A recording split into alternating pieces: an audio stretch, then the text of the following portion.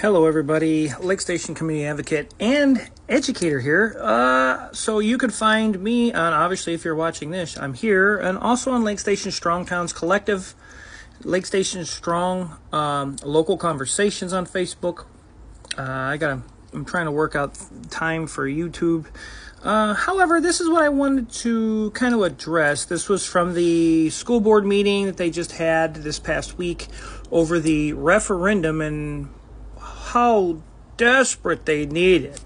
Feel free to pause it and read if you want. As you see, I have my highlights, and I'm going to address those particular highlights. With the first one right there, it's the approved series of spending cuts meant to balance the district budgets. Now they're going to say, well, we don't have the money because the state didn't give us the money, and we are not getting funds, we're not getting grants, we're not getting loans, we're not getting tax levies, we're not getting anything. We are struggling. We have to cut so many positions within our school district to keep our school operating and to keep the budget. I'm going to break that apart. So one, I kind of want to address the fact of that, well, the spending cuts meant to balance the budget, right? Let me show you this. Now, if you look really clearly on this is actually from their school board meeting minutes, which, by the way, I have all of them downloaded. I have all of them ready to print.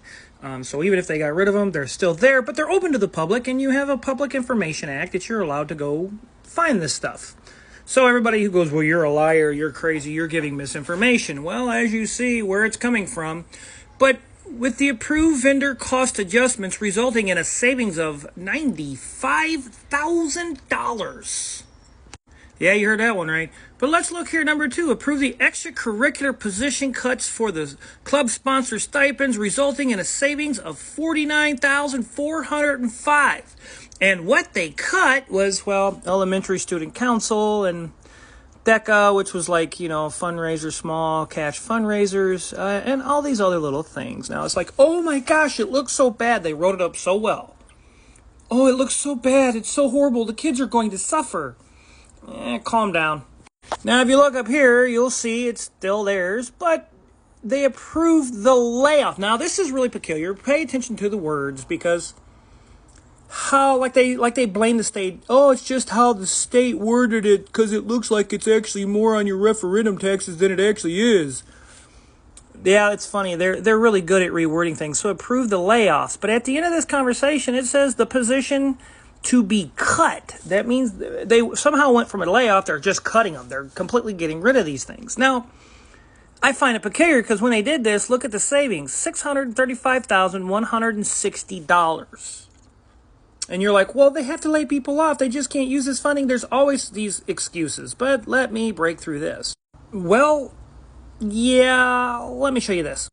While they're cutting these very important elementary school and these very important school programs for the kids, they had no problem hiring a crap ton of officers for the school district at like $30, $35 an hour.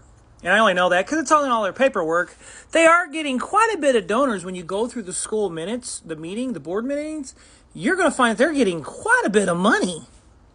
And if you look here, yeah, 3, they were approved to hire. So they're hiring people. So they hired all of these. They hired this. They went down here and they hired all of these. They're getting federal grants, funding, board, teachers appreciation grant, which is like, you can use that kind of money. You get $10,000 for the transition to teaching program, meaning it's paid for. All they got to do is show up and go to school. They do it online. They get funding for it. Ta-da! And like here in the Department of Education, right here in December of last year, for education, they transferred. This is transferred between education and operating, which they're allowed to do. So they take it from education and they put it in operations. It was $1,075,000. And we're going to get to this in a moment about the charter schools. So they're worried about balancing the budget, but let me show you this. Now, this is coming from a news article. Please feel free to pause it and read this. And this one. And this one. And the treasurer, the official custodian of all the funds, well, they're responsible for the safeguarding and the accounting of all the funds. But let's read where some of it went, because it's the same person. Feel free to pause and read this one. Now, the sponsors it's speaking of is like teachers and volunteers and things like that. Feel free to pause and read that one. This is on inventory and ticket sales. Feel free to pause and read this one too. And here, obviously the school says, well, they were supposed to be taking care of this, but they didn't. Here's some more. These are receipt deficiencies. And, as you read some of these, just like I said, feel free to pause and read this. This is for yourself. This is from the State Department Board of Accounts, State Board of Accounts. You can find it on paperwork. It's all online. But if you look here, look really closely at number 1. The food service program for children was understated by $460,532. But there were several additional grants that were incorrectly reported, which resulted in a misstatement of $103,360 right there.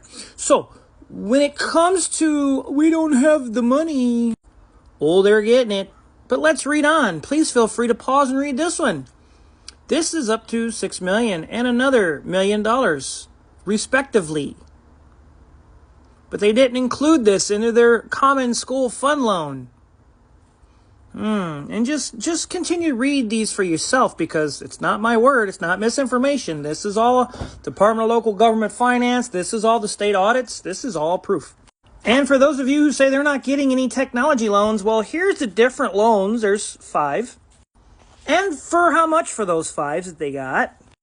And 2 more technology loans. And what all that estimated out to be. So they're getting money, they're getting grants, they're getting tax money. Something ain't right. Now let's address the at least 6 educators have resigned from the Lake Station schools. Now, in paperwork, it shows throughout quite a few years that if 3 or 4 or 5 leave, they hire 10. It's all in their school board minute meetings. It's all there. And let's see here, reducing busing services to 3 days a week. Since they don't have money for busing, they sure, please feel free to pause and read this. Now, my problem with this is this is ideology pushing. This is pushing a narrative on students. Shouldn't be happening, folks. But it says the city of Lake Station and the schools provided shuttle busing services and the Hoosier Veteran Festival, which at the city's expense. But who even originally pays that anyway? Us taxpayers. So they're getting money even from the city, and they're funneling funds around. They're funding a lot of funds. It's kind of weird. But my concern is why is this even involved with schools? Shouldn't be. Now, it's funny here. It says in green, they're going to increase teachers' pay, providing Chromebooks for all the districts, supporting transportation costs. I've went through this in another video, and I showed the proof that, well, they planned on getting rid of school buses. For quite some time, they've been wanting to replace them.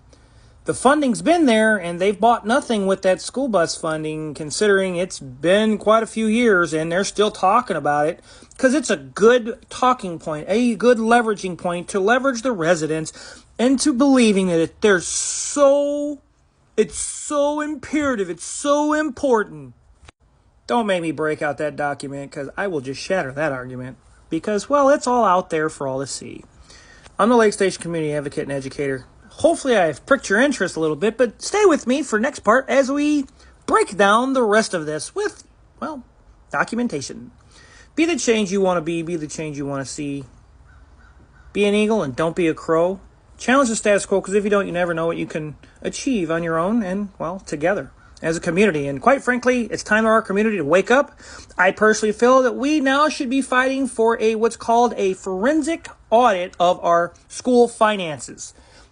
On one aspect, they got tons of money, and on the other aspect, they have none. But paperwork says they're getting the loans, they're getting everything that they need, but it's not there. So what's happening? I personally feel that we need a forensic audit from the state. Till next time.